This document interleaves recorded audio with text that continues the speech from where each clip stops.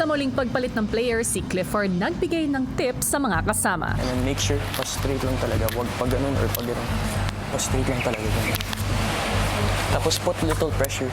Nung turn ko na po, nakinig po talaga ako sa lahat ng mga tips po nila.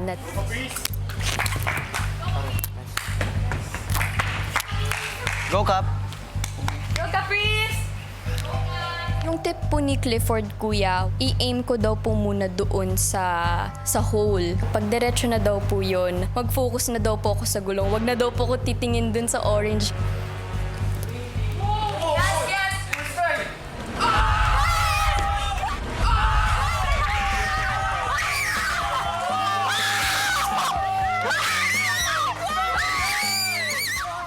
Hindi ko po in-expect na makakalusot po agad yung gulong. So, tuwang-tuwa po ko, kuya. Sabi ko po talaga, babawi po ko sa mga kagrupo ko. At nangyari naman po, kuya, bawing-bawi.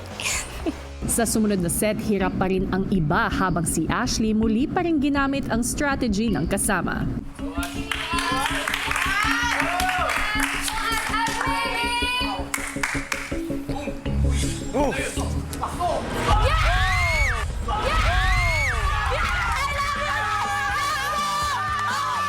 Malaking tulong po talaga yung strategy din po kuya ni Clifford po para sa amin pong lahat. Sa sunod niyang subok, si Heath nakapag-shoot na rin para sa kanilang grupo. Magkasama. Uy, pasok!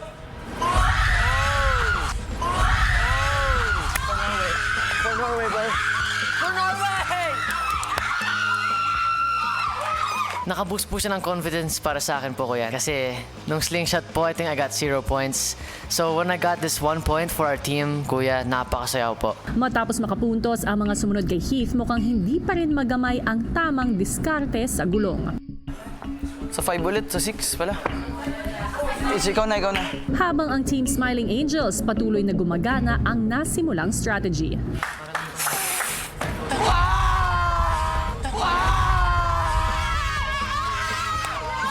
Tinatry ko talaga yung best ko upang di kami malagay sa alanganin. Kaya competitive mode po ako, kuya. Let's go! Let's go, Clifford! Let's go! Let's go!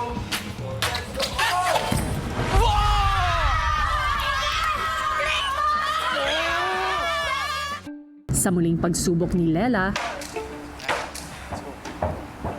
Wait lang, back lang tayo para sure. Hindi ba siya ano? Hindi siya lumalagpas. Ayun! Sorry. Last 30 minutes. Ayan. Green bean.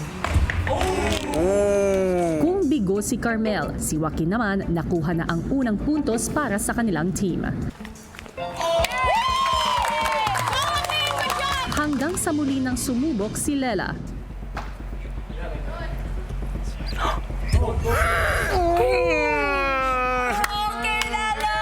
Na-frustrate po ako every time hindi ko po mapasok yung gulong sa butas.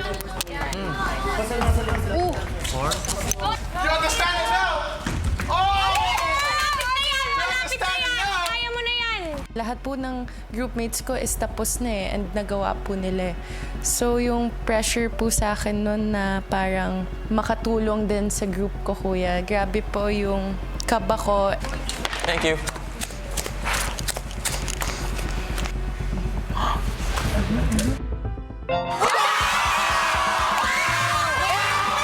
Sobrang saya ko po kasi ayoko naman po ilagay yung groupmates ko sa alanganin. Smiling Angels, matagumpay ninyong naigawa at naipasok ang inyong ika-6 na butas.